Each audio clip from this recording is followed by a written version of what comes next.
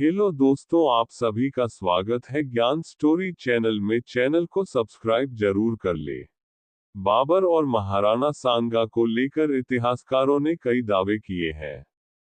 कुछ इतिहास कहते हैं सांगा ने बाबर को भारत में बुलाया था, लेकिन सच्चाई क्या है? 1526 ईस्वी में पानीपत के मैदान में मुगल आक्रांता बाबर और दिल्ली सल्तनत के सुल्तान इब्राहिम लोदी के बीच भीषण युद्ध हुआ था, जिसमें इब्राहिम लोदी की बुरी तरह से पराजय हुई थी। इस युद्ध के नतीजे ने आगे चलकर हिंदुस्तान के इतिहास पर बड़ा असर डाला।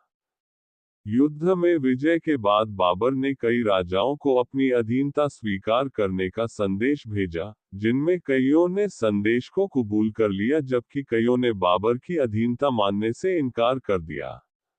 मेवाड़ नरेश महाराणा सांगा ने भी बाबर की अधीनता को स्वीकार नहीं किया था।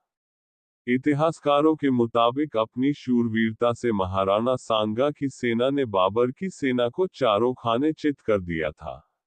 वैसे महाराणा सांगा और बाबर की कहानी इतनी सरल नहीं है। कई इतिहासकारों ने दोनों के युद्ध की कहानी का कई और तरीके से भी वर्णन किया है। कुछ इतिहासकार मानते हैं बाबर ने महाराणा सांगा को आमंत्रित किया था। इतिहासकार के मुताबिक इब्राहिम लोदी और महाराणा सांगा की दुश्मनी बाबर को पता थी और इसीलिए बाबर ने इब्राहिम लोदी को परास्त करने के लिए राणा सांगा के पास मित्रता का संदेश भेजा था। राष्ट्रीय राजनीति में मेवाड़ का प्रभाव नामक पुस्तक के लेखक डॉक्टर मोहनलाल गुप्त लिखते हैं, दूत ने महाराजा से निवेदन किया कि बादशाह बाबर इब्राहिम लोदी से युद्ध करना चाहते हैं, इसलिए आपको ये संधि पत्र भेजा है। आगे वो अपनी पुस्तक में लिखते हैं कि बाबर ने आगे लिखा कि मैं इधर से दिल्ली पर आक्रमण करूंगा और आज उधर से आगरा पर आक्रमण करें, इस प्रकार लोदी हमारी अधीनता स्वीकार कर लेगा। कुछ इतिहासकार मानते हैं कि महाराणा सांगा ने तब बाबर उस संदेश पर अपनी स्वीकृति दे दी थी।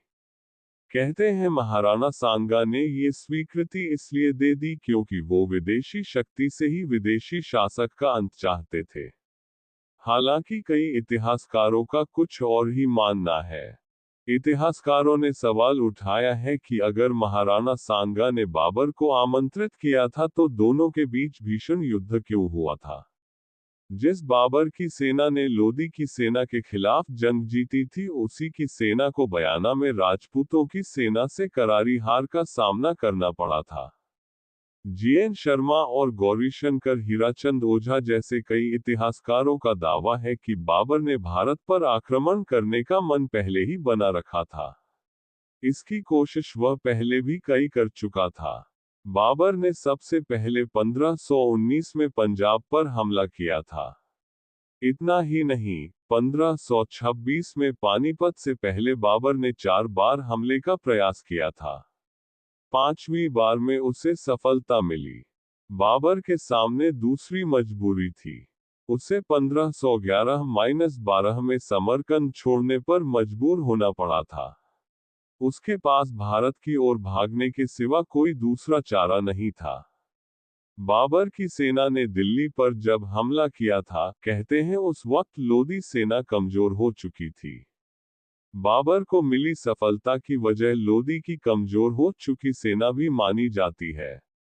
लेकिन जब बाबर ने आधिपत्य का विस्तार शुरू कर दिया तब महाराणा सांगा की सेना ने बाबर की सेना के खिलाफ आर पार का युद्ध छेड़ दिया।